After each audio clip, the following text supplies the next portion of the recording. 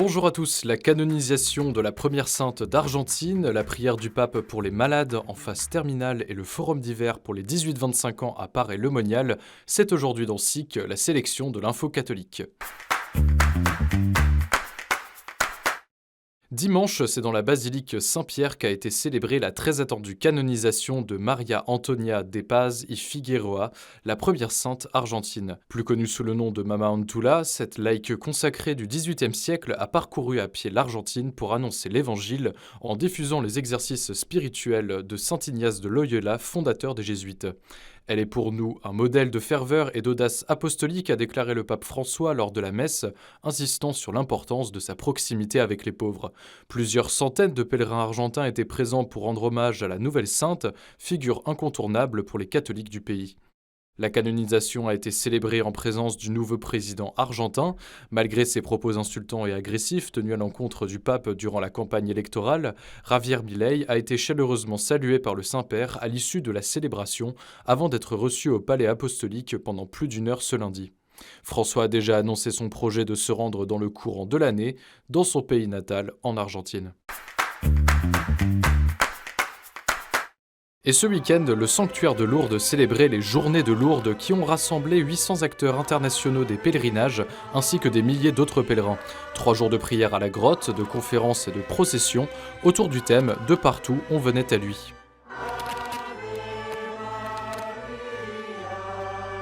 Dimanche, jour de la fête de Notre-Dame de Lourdes et Journée mondiale des malades, la grande messe internationale était présidée par le cardinal François Bustillo, évêque d'Ajaccio.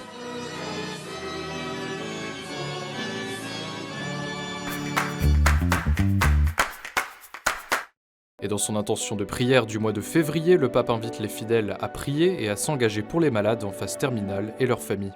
Hay dos palabras que cuando algunos hablan de enfermedades terminales las confunden.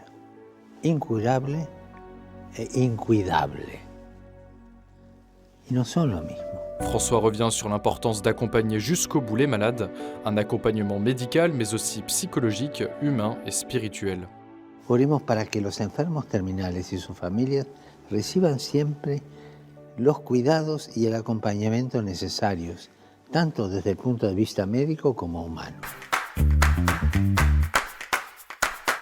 La présidente de la Hongrie a démissionné ce samedi 10 février après s'être retrouvée au cœur d'un scandale qui a provoqué l'indignation d'une partie de la population. À l'occasion de la venue du pape François en Hongrie en avril 2023, Katalin Novák avait accordé plusieurs grâces présidentielles. L'une d'entre elles concernait le directeur adjoint d'un foyer pour enfants impliqué dans une affaire de pédocriminalité qui avait été condamné à 3 ans de prison pour avoir couvert les abus de nature sexuelle de son supérieur sur 10 jeunes garçons. Des milliers de manifestants scandant non à la pédophilie se sont réunis à Budapest vendredi dernier après la révélation de l'affaire par le site d'investigation hongrois 444. La présidente a alors annoncé dès le lendemain sa démission lors d'une allocution télévisée en s'excusant auprès de toutes les victimes qui ont pu avoir l'impression que je ne les soutenais pas. Elle poursuit « Je suis, j'étais et je resterai en faveur de la protection des enfants et des familles ». Dans sa lettre pastorale, le patriarche de Babylone des Chaldéens, le cardinal Louis-Raphaël Sacco, invite à profiter du temps du carême pour laisser l'Esprit Saint nous changer de l'intérieur, changer notre regard et notre façon de vivre. Le patriarche chaldéen parle d'un monde enveloppé de ténèbres avec ses guerres dévastatrices, surtout sur la terre de Jésus et en Ukraine. Un monde où le mal persiste sous toutes ses formes, avec notamment le terrorisme, la guerre, la corruption et la violation des droits de l'homme. Le temps de jeûne du carême vient selon lui comme un moment opportun pour confesser nos péchés répugnants, abandonner les mauvaises habitudes, extirper les racines de l'égoïsme, de l'indifférence, de la haine et de la violence. Un temps qui nous permet également de réaliser que seule la proximité avec le Christ est la voie de notre salut. Environ 1200 jeunes étaient réunis à Paray-le-Monial ce week-end pour le Forum d'hiver 2024, un événement annuel organisé pour les 18-25 ans par la communauté de l'Emmanuel. Au programme des temps de louange bien sûr, mais aussi des formations, des témoignages et des moments sportifs et festifs. Un des temps forts du week-end était la veillée miséricorde du samedi soir, durant laquelle les jeunes participants ont pu prier autour du Saint-Sacrement et recevoir le sacrement de la réconciliation. Et les Jeux Olympiques et Paralympiques de Paris approchent. Holy Games, l'initiative de l'Église catholique en France pour accompagner spirituellement le monde du sport, a publié sur ses réseaux sociaux une mise en image de sa prière pour l'événement.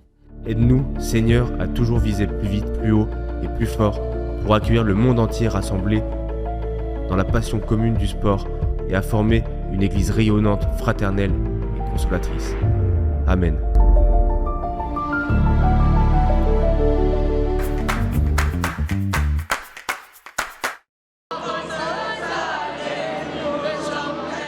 Et en bref, ce dimanche 11 février, à l'occasion du Nouvel An chinois fêté ce week-end, se tenait la traditionnelle messe du Nouvel An asiatique à la paroisse Saint-Hippolyte dans le 13e arrondissement de Paris.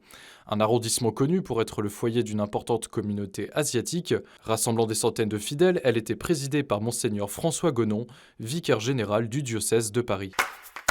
Et la deuxième édition du carnaval de Saint-Denis, organisée par le diocèse avant l'entrée en carême mercredi, avait lieu ce samedi. 4 heures de chants et de danse pour les participants déguisés, déambulant dans les rues de la ville. Et cette journée de fête s'est conclue par un temps de prière à la basilique de Saint-Denis.